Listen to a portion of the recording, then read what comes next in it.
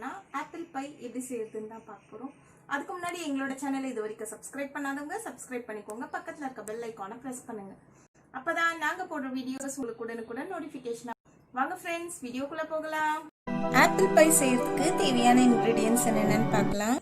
Apple medium size apple நான் 7 எடுத்திருக்கேன். Measuring cup, இந்த கப்பில் 3 கப் அளவுக்கு நான் மைதா எடுத்திருக்கேன். 1/4 கப்பில் நான் 5 கப் அளவுக்கு சுகர் எடுத்திருக்கேன். சின்ன துண்டு பட்டை ஒன்று எடுத்திருக்கேன். ஒரு ஏலக்காய் எடுத்திருக்கேன். 50 கிராம் பட்டர் எடுத்திருக்கேன். நான் சால்ட் தேவையான அளவு. ஒரு மிக்சி ஜாரில் நான் எடுத்து வச்ச சுகரை போட்டுட்டு ஒரு துண்டு பட்டையும் ஏலக்காய் மட்டும் சுகரோட பவுடர் பண்ணி எடுத்துக்க போகிறேன். ஆப்பிளை இந்த மாதிரி துருவி எடுத்துக்கலாம். Apple bike filling first ready பண்ணிக்கலாம். ஸ்டவ்வில் ஒரு பேன் வச்சுருக்கேன். ஸ்டவ் ஆன் பண்ணிவிட்டு 1 ஸ்பூன் அளவுக்கு பட்டர் எடுத்துக்கிறேன். துருவின ஆப்பிளை இதில் நம்ம போட்டுக்கலாம். உப்பு ஆட் பண்ணிக்கிறேன். இதில் பவுடர் பண்ணி வச்ச சுகர் ஆட் பண்ணிக்கலாம்.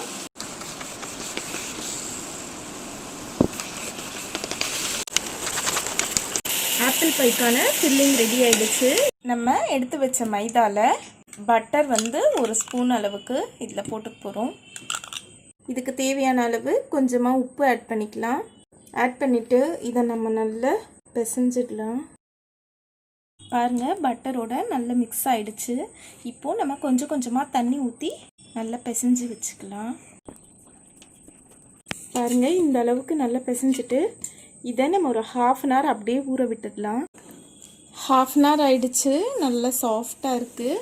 இப்போது இதை நம்ம ரவுண்ட் பண்ணி எடுத்து வச்சுக்கலாம். மாவுல இந்த மாதிரி பிரித்து எடுத்து வச்சுக்கிட்டேன். பரத்து வரலன்னா லேசாக கொஞ்சமாக எண்ணெய் தடவிக்கலாம். நம்ம மாவுக்கு பதிலாக இப்போது எண்ணெய் தடவி பரத்திக்கலாம். இதில் நம்ம கார்னர்ஸ் கட் பண்ணிக்கலாம்.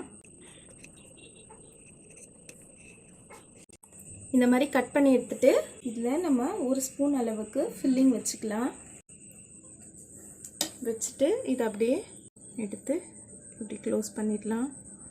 ஃபில்லிங் வச்சுட்டு கார்னர்ஸில் இந்த மாதிரி தண்ணி இது பண்ணிடலாம். அப்போ தான் க்ளோஸ் பண்ணும்போது நமக்கு ஓப்பன் ஆகி வராது. இதை இப்படியே க்ளோஸ் பண்ணிடலாம். க்ளோஸ் பண்ணிவிட்டு இந்த மாதிரி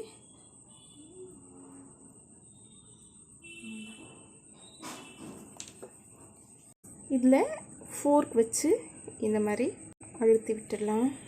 இதே மாதிரி எல்லாத்தையும் நம்ம ரெடி பண்ணி எடுத்து வச்சுக்கலாம்.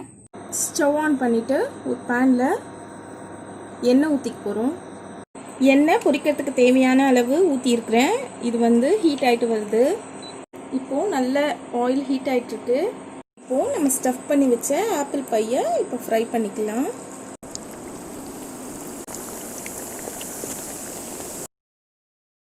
நல்லா ஃப்ரை ஆகிடுச்சு. இதை நம்ம எடுத்துடலாம்.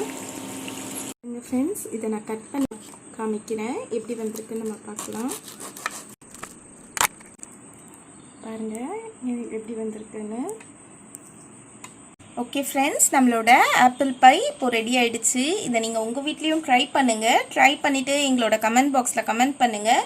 நெக்ஸ்ட் வீடியோவில் இன்னொரு நல்ல ரெசிபியோடு பார்க்கலாம். எங்களோட வீடியோ பார்த்ததற்கு ரொம்ப நன்றி.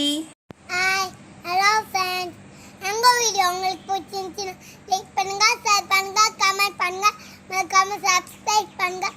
பக்கத்தில் இருக்க பெல் ஐகானை ப்ரெஸ் பண்ணுங்கள். அப்போதான் நாங்கள் போகிற வீடியோ உங்களுக்கு நோட்டிஃபிகேஷன் வரும். பாய்.